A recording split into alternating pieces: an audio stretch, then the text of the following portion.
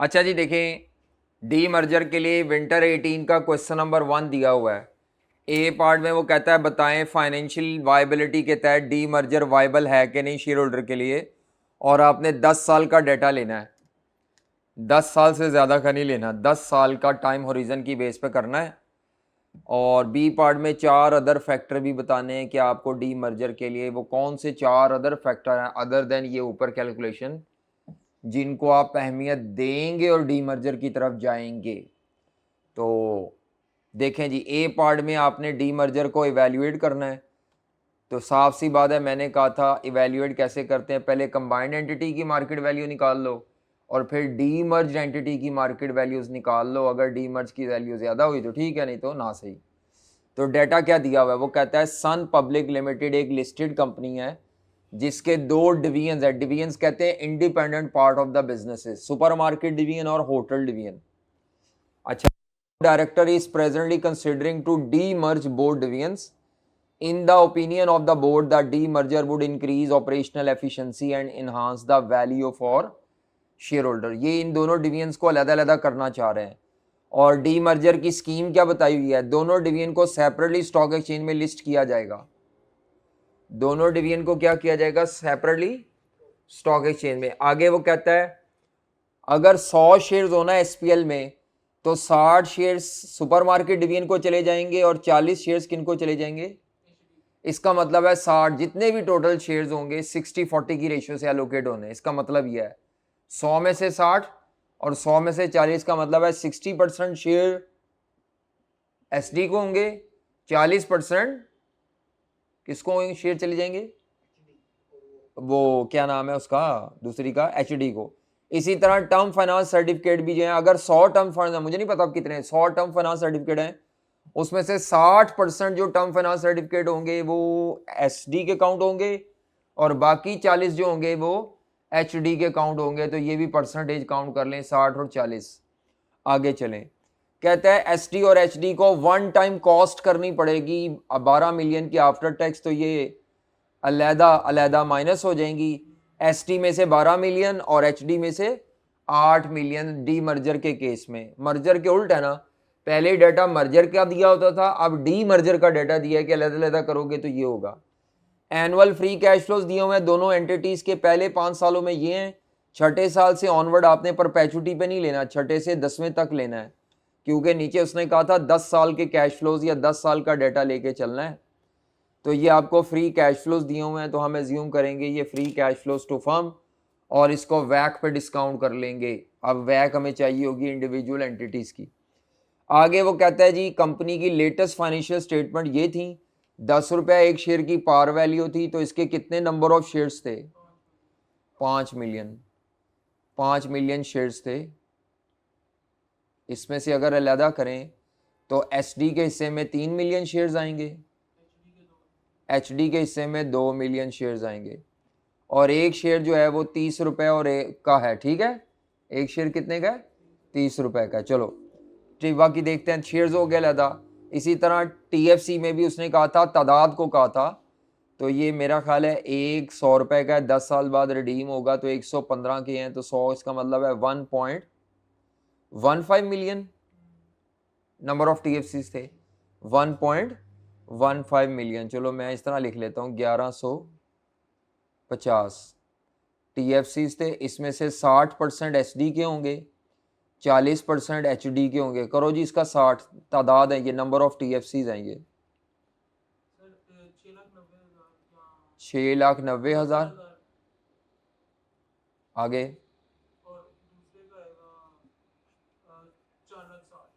4 लाख। अच्छा जी, current market price क्या है, एसपीएल का मतलब है जो मर्ज एंटिटी थी, जो सिंगल एंटिटी चल रही थी, उसकी शेयर की प्राइस 30 रुपये। 30 रुपये इंटू 5 मिलियन करोगे तो before the merger market value of combined entity आ जाएगी, बड़ी सिंपल है, 30 रुपये इंटू 5 मिलियन। और 110 रुपये का टीएफसी था तो इंटू करोगे तो वो टीएफसी की आ जाएगी।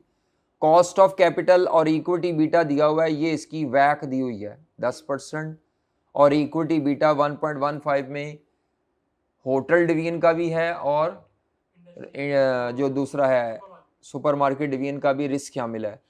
मार्केट का डाटा दिया, वो कहता है market value of the new companies, ये देखो लिखा हुआ, market values of the new companies are to be estimated at the price earning, खुद बता दिया है नई कंपनी की value price earning ratio method से निकालनी है, फ्री कैश फ्लो मेथड से नहीं निकालनी। किससे निकालनी है? Price earning ratio. तो पैट चाहिए नई एंटिटी का, अगर पैट ना दिया होगा तो फिर हम एज्यूम कर लेंगे कि ये फ्री कैश फ्लोज जो हैं यही पैट के बराबर है, ये एजम्पशन लगा सकते हैं। लेकिन अभी चलो देखते हैं आगे क्या कहता है। आगे क्या कहता है भाई जवानों? बाकी उसने अब सुपरमार्केट की और होटल इंडस्ट्री की दो प्रॉक्सी कंपनी का डाटा दिया है, तो ये इक्विटी बीटा दिया हुआ है सुपरमार्केट कंपनीज का, इसको एसेट बीटा में कन्वर्ट कर लें। ये इक्विटी बीटा होटल इंडस्ट्री का दिया हुआ है, इसको भी एसेट बीटा में कन्वर्ट कर लें। ये मार्केट की डेट इक्विटी है, ये उनके अलग-अलग प्राइस अर्निंग रेशियोज हैं। कहता है जी आरएफ 9% है, आरएम 15% है, और टैक्स रेट जो है वो कितना है? 30%। हमने बताना है कि डी मर्जर वाइबल है कि नहीं है। तो अब वो वाइबिलिटी ऑफ डी मर्जर कैसे इवेल्युएट करेंगे?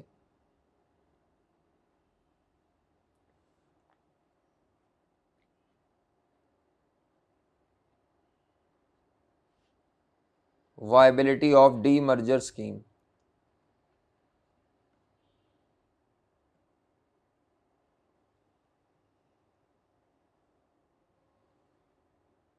हाँ जी, सेपरेट एंटिटी की मार्केट वैल्यू निकालेंगे। अगर वो कंबाइंड एंटिटी की मार्केट वैल्यू से ज़्यादा है तो फ़ायदेमंद है, नहीं तो नहीं। तो क्या होगा? Total market value of super market division plus total after D merger.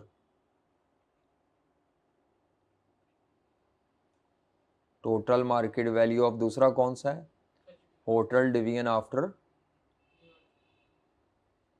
तो इनको कंबाइन कर लेंगे, इनको कंबाइन करके इसमें से माइनस क्या करेंगे? Current total market value before the merger. तो ये माइनस करेंगे, अगर पॉजिटिव आ गया तो ठीक है, नेगेटिव आ गया तो अलग है। ये मैं नीचे ट्रांसफ़र कर देता हूँ।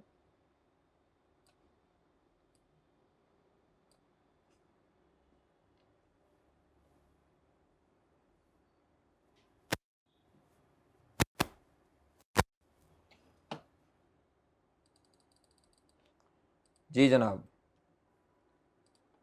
चलो आ जाए। ये है जी, कर क्या रहा हूँ?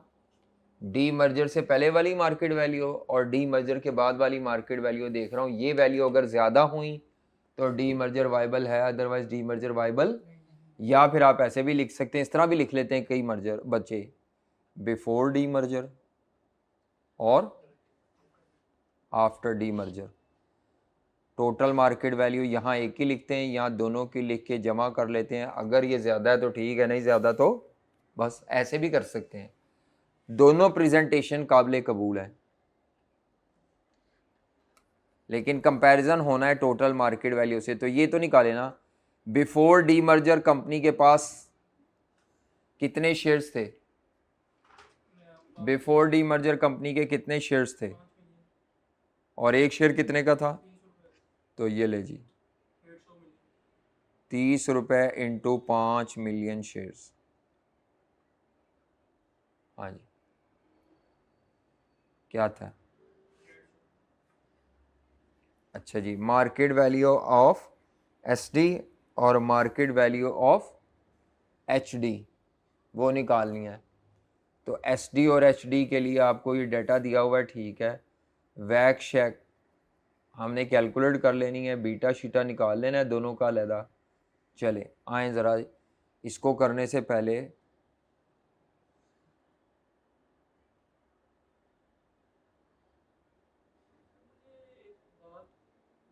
जी,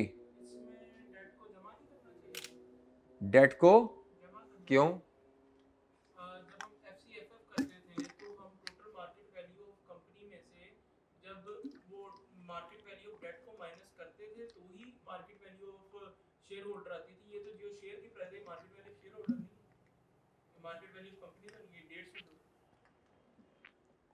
तो हमने फैसला क्योंकि शेयर होल्डर के लिए करना है तो हम ये ले ही शेयर होल्डर की मार्केट वैल्यू ले रहे हैं, ये total market value of shares ले रहे हैं।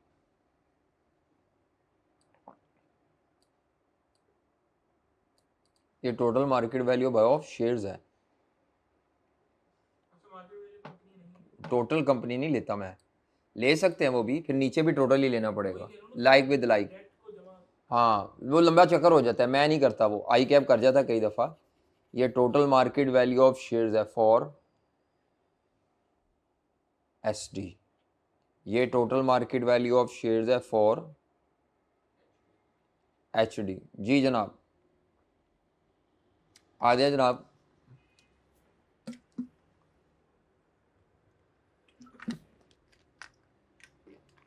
बीटा निकालें।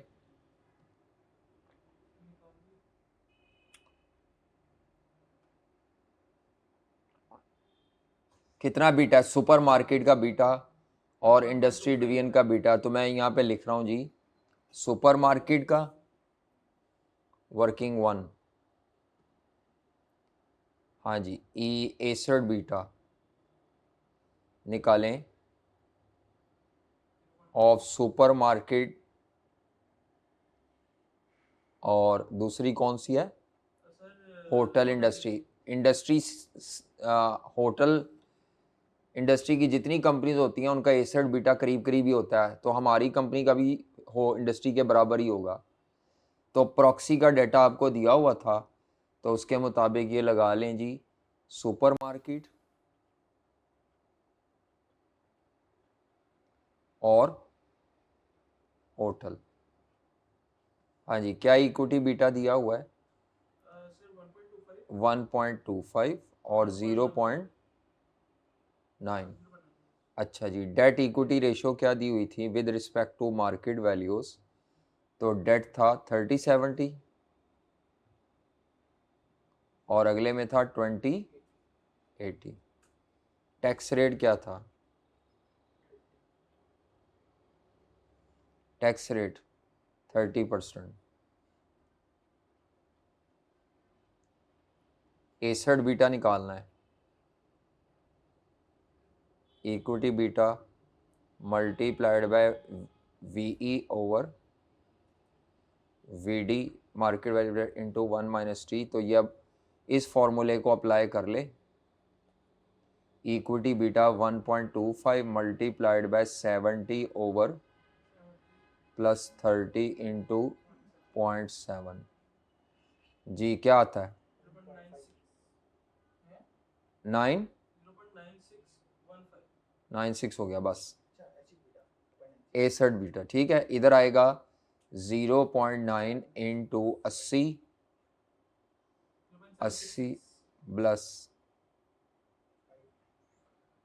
हाँ जी क्या आता है? 0.77 बस, 76 या 77। ठीक है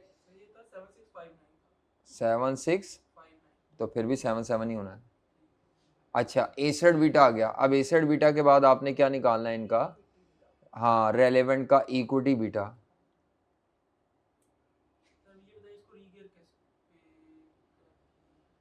इक्विटी बीटा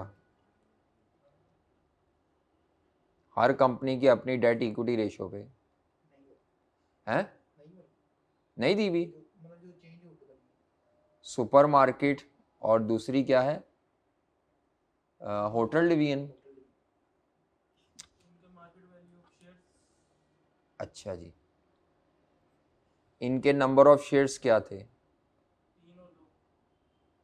5 में से 5 का ब्रेकअप किया था, 3 मिलियन और 2 मिलियन। शेयर की करंट मार्केट प्राइस क्या थी? 30 और इसकी भी 30। क्यों बताते हैं अभी? 90 मिलियन 60।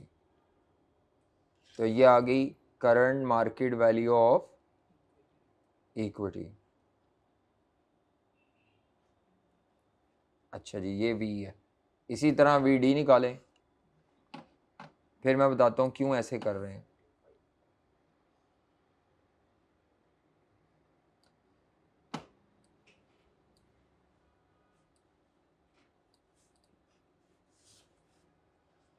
अच्छा जी, इसके नंबर ऑफ टीएफसीज क्या थे और एक टीएफसी की मार्केट वैल्यू क्या थी? मेरा ख्याल है इसके टीएफसी जो थे वो मैंने निकाले थे ऊपर 6,90,000 ऐसे ही है और 460 0.69 और 0.46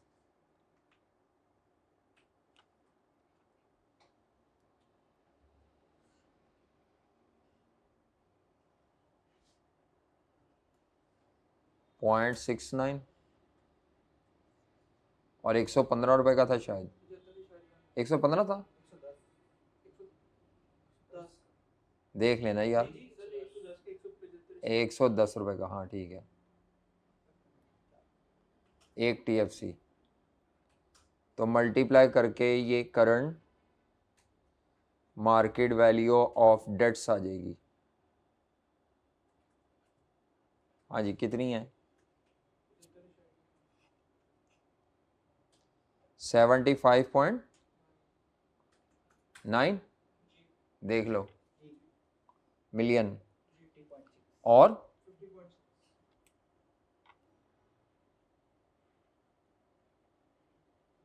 तो डेट इक्विटी रेशियो निकाल लें।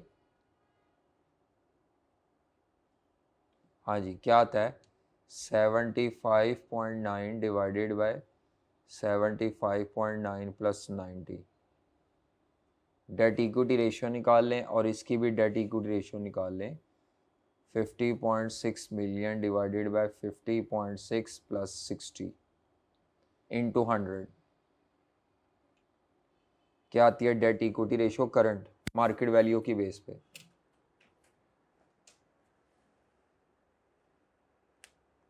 हाँ जी मार्केट वैल्यू की बेस पे दोनों के हाँ चेक करें 47.5 अगला इधर वो भी सेम है ठीक। अच्छा अब ये सुन लें ज़रा हमारी मर्जर में ये एजम्पशन होती है अगर मर्जर के बाद वाली डेट इक्विटी रेशियो ना दी हो तो हम ये एज्यूम कर लेते हैं कि date equity ratio of acquiring company will be maintained ये एजम्पशन होती है। बात समझ आ रही है यानी जब एंटिटी मर्ज होती है ना तो जो एक्वायरिंग कंपनी होती है उसी की date equity ratio merge entity में मेंटेन रहती है। अब यहाँ पे कुछ डाटा दिया नहीं हुआ था तो मैंने उसी एजम्पशन को रिवर्स ऑर्डर में अप्लाई कर दिया है।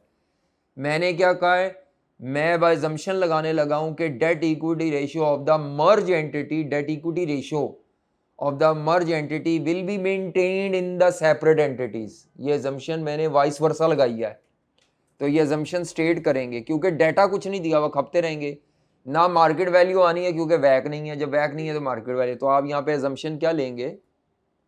हाँ जी एजम्पशन क्या होगी debt equity ratio of merge entity या debt equity ratio of company का नाम क्या था एसएल शायद जो मर्ज एंटिटी थी उसका क्या नाम था एसपीएल। हाँ date equity ratio of SPL will be maintained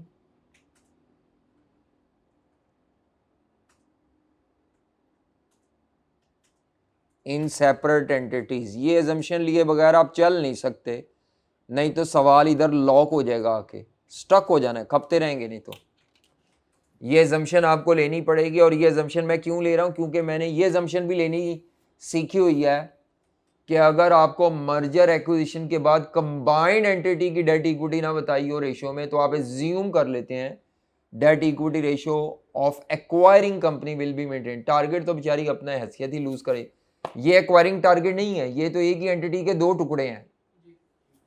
ठीक है अब आ जाए जनाब अब आप वैक निकाल सकते हैं फ्री कैश फ्लो से भी कर सकते हैं एंड सो ऑन। तो क्या आता है जी निकालो जी वैक निकालो एसडी की और दूसरा होट एचडी की वैक निकालो जल्दी।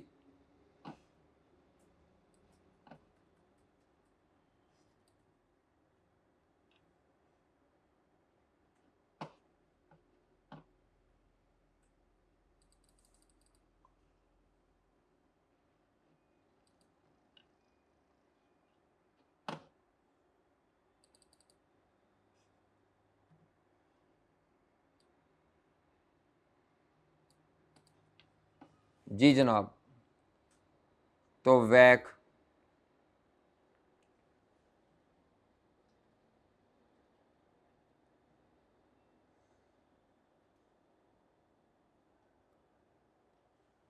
जल्दी जल्दी निकालें वैक और बताएं क्या आंसर आता है।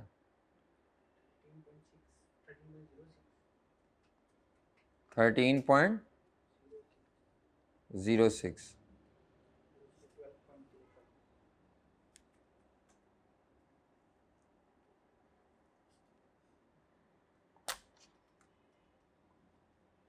चलें जी, तो वैक कैलकुलेट करनी है, वैक ऑफ इंडिविजुअल या separate entities,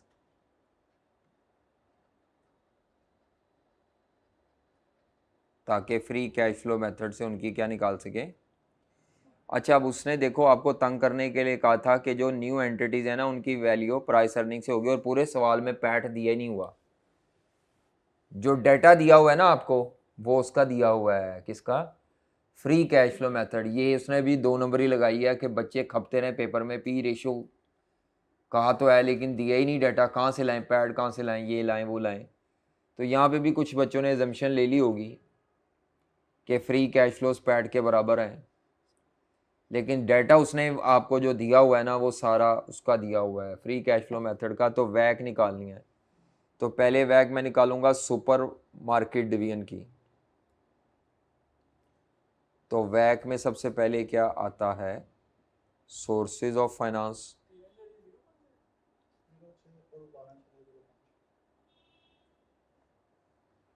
total market value या डेट इक्विटी रेशो, जो भी वेट है मार्केट वैल्यू की बेस पे, स्पेसिफिक कॉस्ट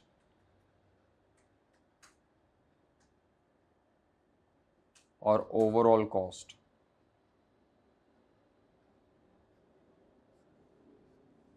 तो एसडी के जो शेयर्स हैं और जो लॉन्ग टर्म डेट है, तो रेशियो क्या थी, 45.75%,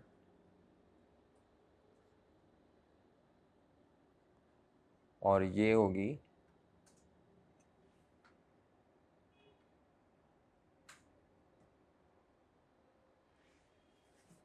54.25 शायद। अच्छा जी, के ई निकालनी है और के डी, और ये टी एफ सी थे और रिडीमेबल टी एफ सी थे, इनकी के डी निकालनी है और शेयर्स की। तो अच्छा हमारे पास के ई नहीं थी, तो यहाँ पर के ई कैलकुलेट कर लेते हैं, कॉस्ट ऑफ इक्विटी कैपम से, R F plus equity beta R M minus R F. अब मसला ये है, अच्छा मुझे यहाँ पर इसको इक्विटी बीटा निकाल लेना चाहिए था, वो अच्छा मैंने वो निकाला ही नहीं। लो जी, मैं इक्विटी बीटा निकालना चाह रहा था और मैं आगे वैक पे चला गया, तो मैं इसको नीचे ले जाता हूँ और इक्विटी बीटा निकाल लेता हूँ।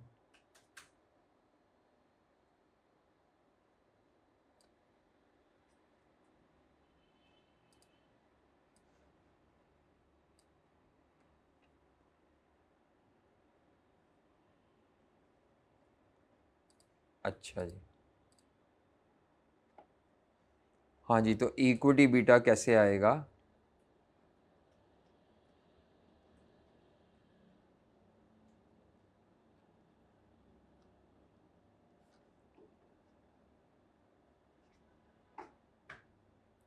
वो बच्चे कहेंगे बीच में ही छोड़ दिया था इक्विटी बीटा, तो मैंने इक्विटी बीटा निकाल लिया।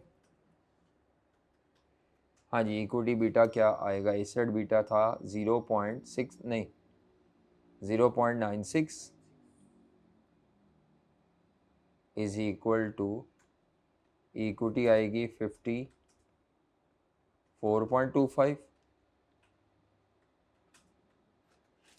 अच्छा जी, नीचे 54.25 प्लस 44.75 और इंटू 0.7।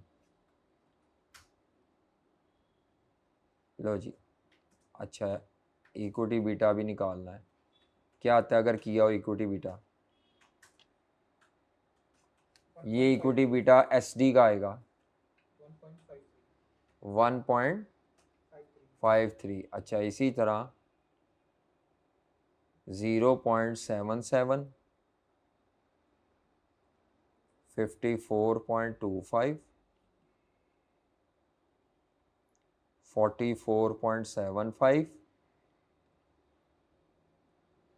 और इक्विटी बीटा फाइंड करना है 1. कैपम इक्वेशन में प्लग इन करें तो कॉस्ट ऑफ इक्विटी आ जाएगी, तो working 3 cost of equity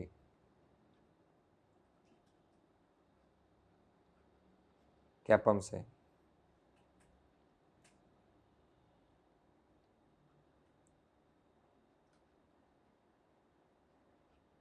RM minus RF।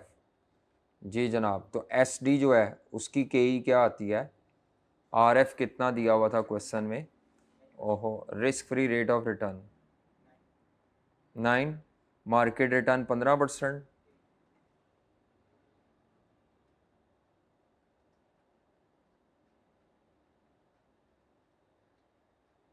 हाँ जी क्या आता है आंसर 18.18। ये सुपर मार्केट डिवीजन की कॉस्ट ऑफ इक्विटी आ गई। अब ये डी मर्जर का सवाल कम लगता है, वैक का सवाल ज़्यादा लग रहा है। हाँ, कई बच्चे कहते हैं ये तो वैक का ही लग रहा है सर, और तो कुछ भी नहीं है। होटल डिवीजन की KE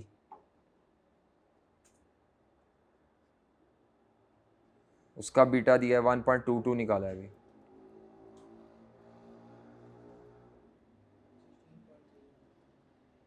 16.3 एक्सेल भी किया आपने, इसलिए जल्दी कर लिया है। चलो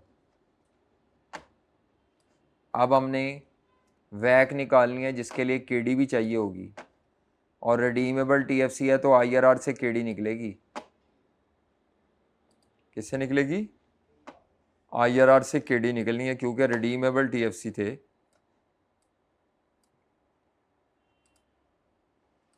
तो ये तो SD की कॉस्ट है 18.18। क्यों, आपने 10% ही लिख दिया है, माशाल्लाह। बैंक लोन थोड़ी है वो, तो हमारे सवालों में बैंक लोन होता था तब हम उठा के इंटू 1 - T कर लेते थे। जब भी रिडीमेबल TFC होगा तो आपको IRR से कॉस्ट ऑफ डेट निकालनी पड़ेगी। चलो हाँ जरा दोबारा करो कैसा आई कैप में कॉन्सेप्ट रिवाइज बार हो घूम घूम जाते हैं, रीडिंग बड़े ध्यान से करनी है। Reading 99% student fail due to their casual reading. बिल्कुल आप रीडिंग वैसे ही करते हैं जैसे मैं बताता हूँ, तारे ज़मीं पे मूवी में एक बच्चा था, वो अपनी टीचर के सामने रीड करता है। मूवी तो नहीं देखी होगी आपने, देखी है ईशान, पता नहीं किशन था कि ईशान अवस्थी हैं, क्या कहते हो। तो उसमें जो बच्चा रीडिंग करता है ना अपनी टीचर के सामने, वो कमाल रीडिंग है। वैक हमेशा आफ्टर टैक्स होती है, वैक हमेशा आफ्टर टैक्स होती है। वैक जब भी लेंगे आफ्टर टैक्स ही लेंगे। तो इसका मतलब है SD और दूसरी पार्टी है HD, दोनों के लिए KD निकालनी पड़ेगी, और KD सेम ही आएगी क्योंकि IRR के लिए डाटा जो है वो सेम ही है। पर TFC डाटा लेके चलें और KD निकाल लें। तो सोर्सेज ऑफ फाइनेंस, वेट उसको छोड़ दें, आप अपना करें। स्पेसिफिक कॉस्ट, हाँ पंजाबी में इसको कहते हैं कालियां आगे टोए हैं। आपने स्पीड लगा दी ना जवान। शेयर्स और लॉन्ग टर्म डेट, वेट वही है।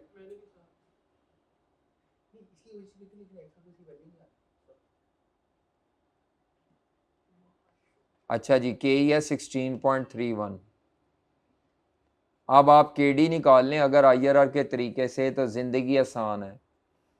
तो लॉन्ग टर्म डेट में टीएफसी है, टीएफसी रिडीमेबल टीएफसी। तो वर्किंग नंबर 3 थी ये, वर्किंग नंबर 4 के रिडीमेबल टीएफसी की कॉस्ट कैसे आएगी आईआरआर के तरीके से। रिडीमेबल टीएफसी की cost of debt after tax IRR के तरीके से निकालनी है, cost of debt after tax. लगता नहीं वैसे हम आज थ्योरी कर पाए, लेकिन चलो कल की तरह थोड़ी सी कर ही लेंगे। 2 सवाल जो कर लिए आज, और ये तकरीबन ये वैक पूरा ही रिवाइज हो गया इसमें। तो रिडीमेबल टीएफसी जो है, रिडीमेबल टीएफसी, अब उसकी आईआरआर निकालनी पड़ेगी। तो टेबल का स्ट्रक्चर क्या होता है, ईयर्स। आज आपको जल्दी छुट्टी दे देंगे 9:30 बजे। Years description, cash flows, present value 10% पे, फिर देख लेंगे। नेगेटिव आ रहा है तो कोई मसला नहीं जी। 0 पे मार्केट वैल्यू ऑफ टीएफसी क्या थी, 110। आज क्या डेट है, आज से कितने साल बाद उसने रिडीम होना है, 10 साल बाद, और पार पे रिडीम होना है। तो 10 साल का इंटरेस्ट 1 माइनस टी के हिसाब से 100 रुपए की पार वैल्यू पे 10% और 1 माइनस टी, तो ये 7 रुपए पर एनम आ जाएगा। और रिडम्पशन किस पे है, पार पे है जी, ठीक है। 10% पे निकालें जी, तो 10% पे अगर हम निकालें 100 रुपए इंटू 1.10 रेज पर -10 और 7 पे एनुअटी फैक्टर लगा दें 1 माइनस 1 प्लस 0.10 रेज पर -10 ओवर 0.10 एनुअटी से।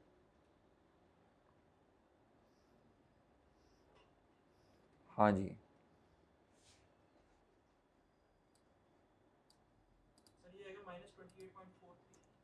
ऊपर आता है 110, ये क्या आता है 28.43। ध्यान से सही निकालना, आपकी मेहरबानी। 10% पे किया है, अब 5% पे कर लें। पॉजिटिव 5.44, मैं नहीं कर रहा, इन्होंने डायरेक्ट कर लिया है पॉजिटिव एनपीवी। तो आईआरआर का फॉर्मूला लगा लें, cost of debt after tax equal to IRR. 5% का low rate, NPV at low rate divided by NPV at low rate minus NPV at high rate. गलतियों की टेंडेंसी जितनी ज़्यादा होगी उतना समझ लें you are weak in your basics as well as your reading is very casual. हाँ जी, 5.80, लो जी, चाहे एचडी है चाहे जो भी है, तो वो 5.80%। क्या कहते हो, और वैक निकाल लो भाई, देख लो सवाल हमारा बड़ा आराम से, आसान से, खूबसूरती से हो गया हल।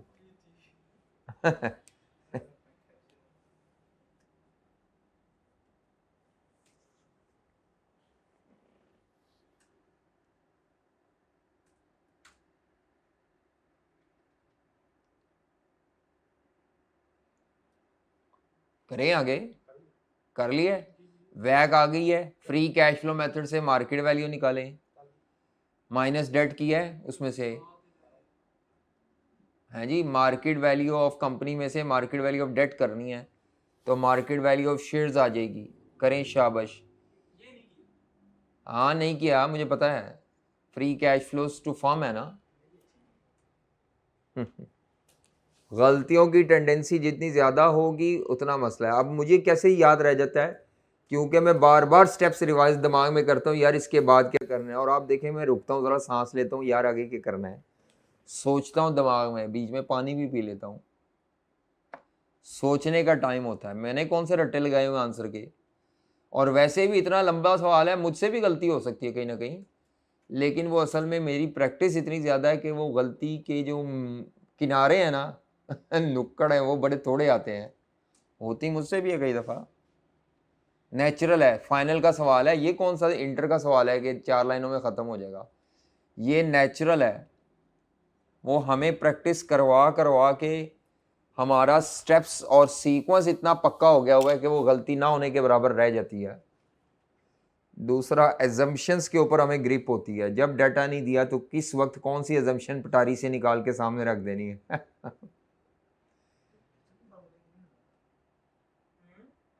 हाँ, एक्सेल पे ये बहुत टाइम ज़ाया करते हैं यार। आप एक्सेल को भी वैसे ही कर रहे हैं जैसे आम पेपर पे बंदा करता है।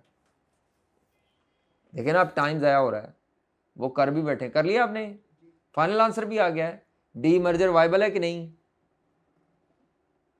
वन ऑफ कॉस्ट ली थी आफ्टर टैक्स।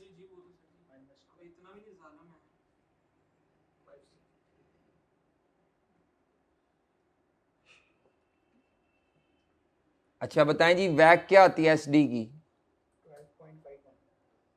12.51% और 11.5%। 5 क्या किया है? चलो, ये वैक आ गई। अब वैक आने के बाद आपने इनकी निकालनी है market value of shares, free cash flow method से। मार्केट वैल्यू ऑफ शेयर्स निकालनी है फ्री कैश फ्लोज मेथड से।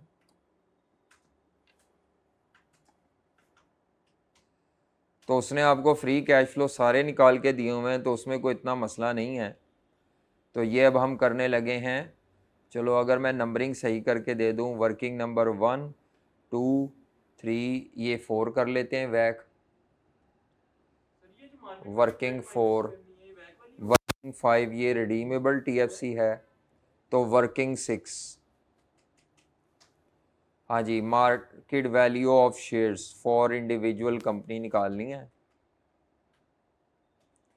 या न्यू कंपनीज निकालनी है। निकालने को तो पी रेशो से कहा था, लेकिन डाटा ही वो नहीं दिया हुआ, तो वो यार मजबूर to use free cash flows method, free cash flows to firm है।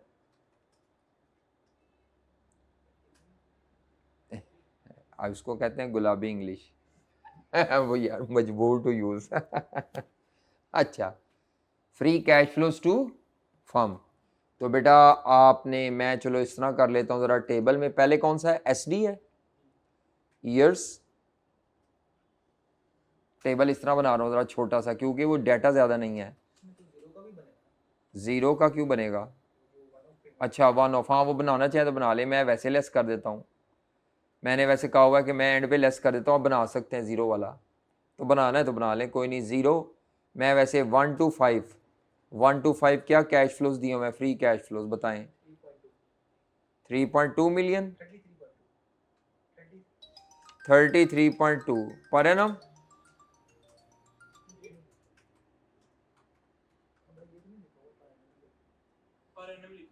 हाँ जी, एनुअल लिखा होगा यार, एनुअल फ्री कैश फ्लोज है ना, तो 33.2 पर एनम, इस पे एनुअलिटी लगा देंगे।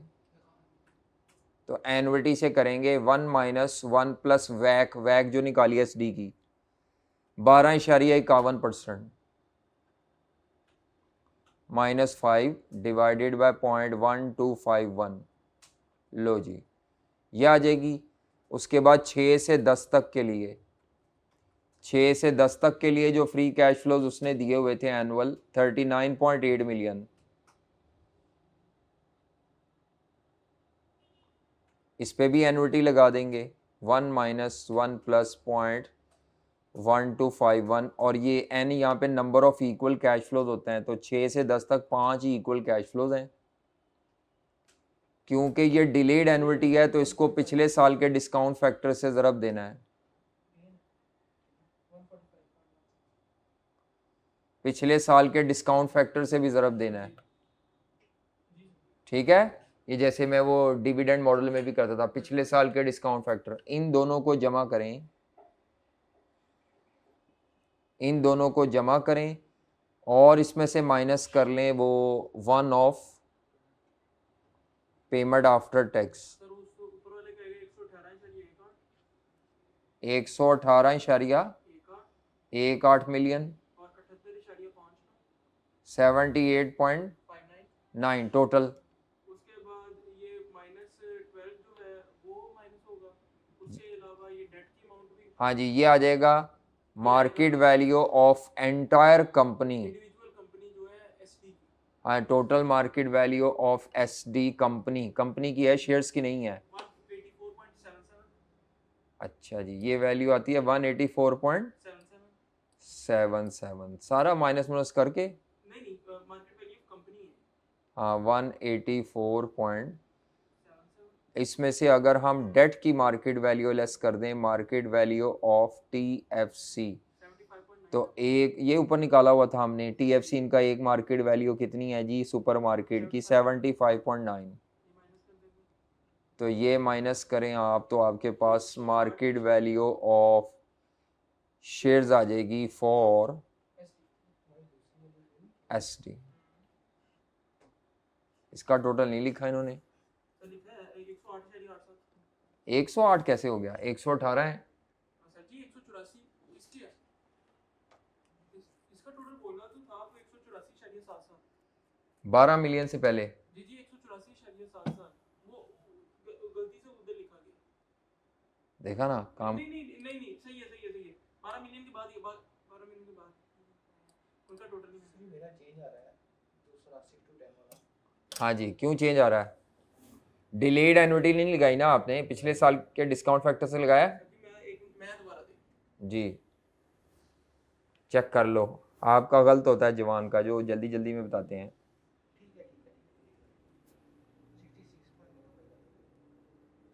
देख लो कहते बदनाम हो गए, बदनाम ना हो गए तो क्या नाम ना होगा है। कोई नहीं। 59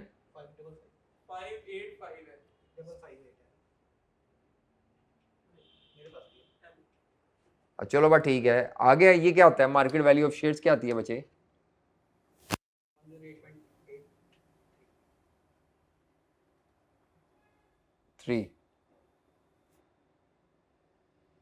108.83 ठीक है। 108 लो जी, ये ऊपर आ गया 108.83। ऐसे ही निकालो अब एचडी की मार्केट वैल्यू, एचडी की मार्केट वैल्यू अभी इसी तरह निकाल लो। 86.29 कितनी है? 186.29 फाइनल आंसर। देख लेना यार, पहले 5 सालों का क्या आया है? पहले 5 सालों का आया है 93.43 93.43 मिलियन। छठे से 10वें साल तक का 75.69 और ये 8 मिलियन की। हाँ देख, और आपने 11.5% पे पीवी निकालनी है, ये ज़हन में रखना। ये 11.5% पे पीवी निकलनी है। और मेरी भी सुन लो जवानो 11.5% पे पीवी निकलनी है, ये ना 12.51 पे निकाल दें। हो गए ना, देख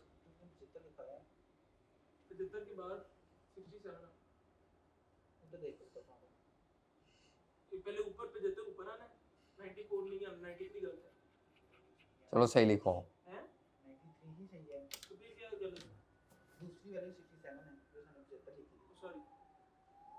जल्दबाजी के काम से 25.6 से निकालनी है, मुझे खुद ही करना पड़ना लगता है यार 93.43। अब बताओ बस 93.43 के बाद 67.77 और 8 मिलियन की वन ऑफ वो है। तो ये अब आप मुझे बता दें ज़रा मेहरबानी फरमा कर। 153 इशारिया और इसमें से डेट डेट माइनस करना है 50.6 मिलियन, 102.6 मिलियन। 6 आते हैं तो ये 102.6 ऊपर जाकर यहाँ पर ऐड होगा। ये 211.47 हाँ जी, 211.47 या 49 जो, तो ये तो मर्जर फायदे, डी मर्जर फायदेमंद है। 61.47 ये मार्केट वैल्यू में इंक्रीज है ड्यू टू डी मर्जर। हाँ जी, तो ये शेयर ये वाइबल है, शेयर होल्डर एक्सेप्ट करेंगे कि नहीं ये नहीं पूछा उसने, क्या बताओ ये वाइबल है कि नहीं। वो शेयर होल्डर की एक्सेप्टेबिलिटी तो गेन लॉस से आएगी, गेन। ये ओवरऑल वाइबल है क्योंकि आपकी जो मार्केट वैल्यू डी मर्जर के बाद है वो डी मर्जर से पहले वाली वैल्यू से ज़्यादा है। ठीक है, ले जी, ये सवाल में वैक बहुत थी। नहीं यार आज अब तो मैं कहता हूँ आज अब आज पहले वाली कंडीशन में आता ओए वो एक assumption है वो देखो परेशान है नहीं आना नहीं assumptions तो पता लग जाएंगी ना मैक्सिमम इनमें से है नहीं, याद रखें फाइनल में कोई लिमिट नहीं है, एजम्पशन डाटे के मुताबिक ली जाती है ना कि फाइनल के पे। आपके लेक्चर हो सकता है कोई और भी देख रहा हो बार-बार उनका ना ध्यान डलवाएगा वो एक कोई नई चीज दे दे। अच्छा अच्छा, मेरे लेक्चर को आई कैप देख रहा है। हो सकता है देख रहा हो उनका ध्यान पड़ जाए नहीं नहीं, हाँ लेकिन 80 to 90% सवाल वही होता है। आप स्टक भी हो जाए तो यार एजम्पशन लेके क्या दिल को लगेगा गलत हो रहा है, तुक्का लग सकता है, तुक्के भी तो होते लगे लगते हैं ना, हैं आप कवर किया है जी। चले ले जी, ये हमारा मुकम्मल हो गया है इसका, लेकिन ये बी पार्ट थ्योरी पढ़ लेना कि 4 कौन से और फैक्टर हैं जिनको डायरेक्टर्स को कंसीडर करना चाहिए डी मर्जर से पहले। तो एक तो फैक्टर वही होगा कि जो भी ये एस्टिमेशंस कर रहे हैं उन एस्टिमेशन की एक्यूरेसी देख लें। दूसरा, हमने ज्यूम किया date equity ratio will be maintained, लेकिन वो डेट इक्विटी रेशियो चेंज हो सकती है। उसके अलावा इदारे की कॉस्ट बढ़ेगी, जब इदारा सेपरेट होके चलेगा तो इदारे की कॉस्ट बढ़ेगी, तो cost of doing the business बढ़ने से ये मार्केट वैल्यू शायद इतनी ना रहे। जी बिल्कुल, मर्जर के फवायद इसके नुकसानात, यानी पूछा नहीं नुकसानात, उसने फैक्टर्स पूछे हैं कि आप क्या फैक्टर्स कंसिडर करेंगे। उसके अलावा जब एक इदारा बड़ा होता है तो ज़्यादा तजर्बाकार एक्सपर्ट मैनेजमेंट काम करती है। जब आपका इदारा टूटता है तो कई लोगों को ये फीलिंग आती है कि अब ये इतना अच्छा इदारा नहीं रहा, वो इदारा छोड़ के चले जाते हैं कि यार बड़ी एंटिटी में जाएं, छोटी छोटी एंटिटियों को क्या मैनेज करना है, समझ आ रही है, वो उसको अपनी इंसल्ट समझते हैं। उसके अलावा जब ये डीमर्जर होता है तो बास की मेंबर को ये थ्रेट होता है कि हमें जॉब से शायद फारिग ना कर दिया जाए, तो वो वैसे ही छोड़ जाते हैं खुद भी।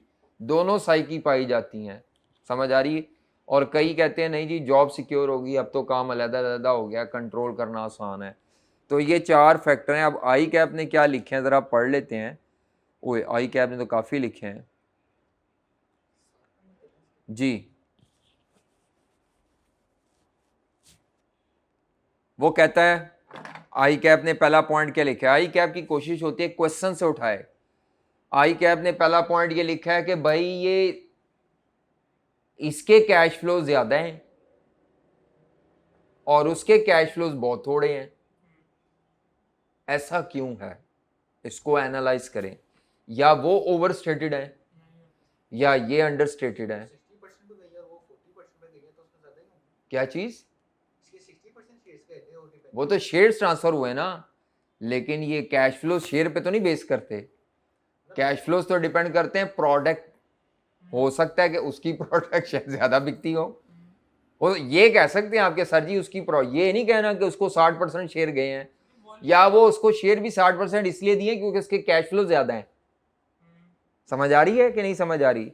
और वो शेयर होल्डर की स्प्लिट सिर्फ आपकी आसानी के लिए है, वैसे तो कैश फ्लो उस पर नहीं डिपेंड कर रहे। तो उसने कहा जी पहला फैक्टर क्या देखो कि ये इतने ज़्यादा क्यों है, ये इतने कम क्यों है, या ये इनमें डिफरेंस क्यों है इतना, बस ये एनालाइज करें, ये फैक्टर उसने कहा है। दूसरा फैक्टर उसने क्या कहा है कि ये जो हमने फ्री कैश फ्लोज लिए हैं हमने एज्यूम किया है कि ये सर्टन है, तो आप रिस्क और अनसर्टेनिटी की कोई टेक्निक, सेंसिटिविटी, प्रोबेबिलिटी वो लगा के अपनी डिसीजन मेकिंग को और इंप्रूव कर सकते हैं। जी जनाब।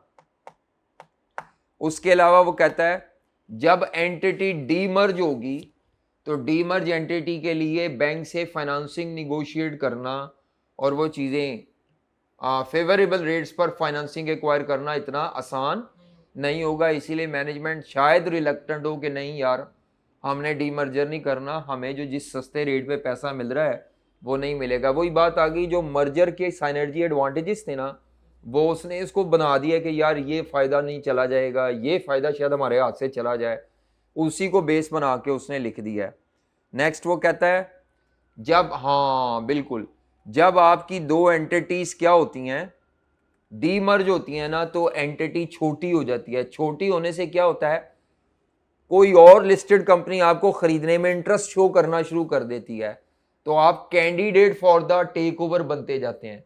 जितनी आपकी एंटिटी बड़ी होती जाएगी ना तो आपके कंपेटिटर आपके इदारे को खरीदने से हेजिटेट करेंगे, यार इतना बड़ा इदारा, इतने ज़्यादा पैसे देने पड़ेंगे।